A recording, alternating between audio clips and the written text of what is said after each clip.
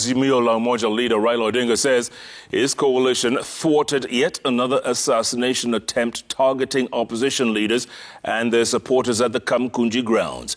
Raila, who also blamed the police for the chaos witnessed during Wednesday's demonstrations dubbed Kamukunji 2, announced that his coalition will not relent in its anti-government campaign and that it will declare to its supporters its next course of action. Our very own Seth Olale has more.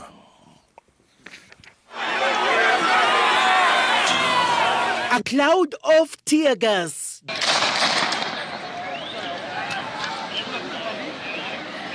Just 20 minutes after the Azimio advance team set foot at the Kamukunji ground, the venue of their second rally in a week.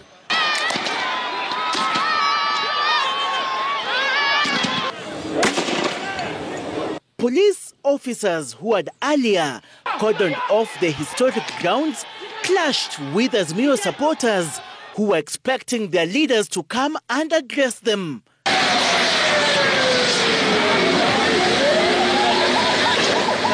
The running battles between protesters and security agencies extended to the neighboring Shauri Moyo, Gikomba, California, Mudhurwa, and Jogoro. The unrelenting supporters pouring their anger on anything and everything on their way.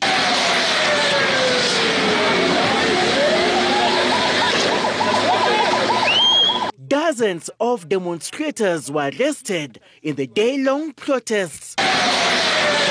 Azimio leader Raila Odinga, while addressing his supporters at the Jaramogi Oginga Odinga Foundation, termed the Kamukunji incident as yet another assassination plot, claiming he had received intel that necessitated a last-minute cancellation of the scheduled Kamukunji rally. Late last night, we received intelligence of a most heinous plan by Kenya Kwanza to ferry armed goons who would attack peaceful attendees of our rally in Kamukunji. These goons had expressed orders to shoot directly into the crowd while enjoying police protection. Raila revealing how Azimio staff, including the DJ that had set up the stage for the rally at Kamukunji, fell victim to the plot. Early this morning, our crew who had been sent to set up the stage at Kamukunji were attacked and their equipment damaged. The opposition leader hailed Kenyans who heeded their calls and staged protests despite his absence.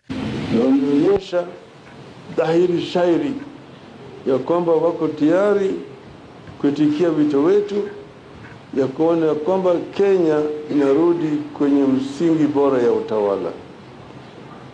Kenya ameona mengi zaidi. Gharama maisha imepanda zaidi. Raila termed the protest, witnessed across all the 8 regions countrywide, as a big statement to President William Ruto's administration. Raila squarely blaming the police for causing mayhem that led to loss of lives and destruction of properties during the protests. Unfortunately, our otherwise peaceful protest has been accompanied by injuries and possible deaths in various parts of the country. Police have shot, injured and killed protesters in various parts of the country, including here in Nairobi. Scores of protesters have been arrested for participating in an exercise that is clearly protected by our Constitution. The Azimio leader telling his supporters to brace themselves for a battle aimed at protecting the fundamentals of the Constitution that includes economic freedom and multipartyism. You have a duty to liberate ourselves as we have always done. It has never been easy. It will not be easy, but it has to be done. In Wote, Makueni County, Azimio la Umoja Principal Kalonzo Musyoka led the anti-government protests, clashing with police in Watertown after the demonstrators were prevented from holding a rally. We cannot have a country where men and women bearing arms use them against innocent citizens. We are told that we have lost lives in Mulolongo, we have lost lives in Emali, and surely this cannot be acceptable.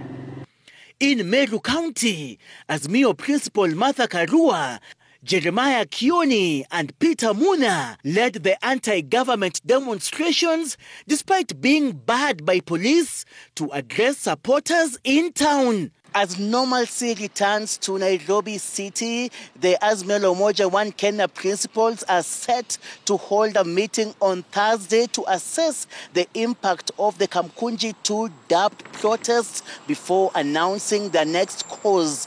Seth Olale, Citizen TV.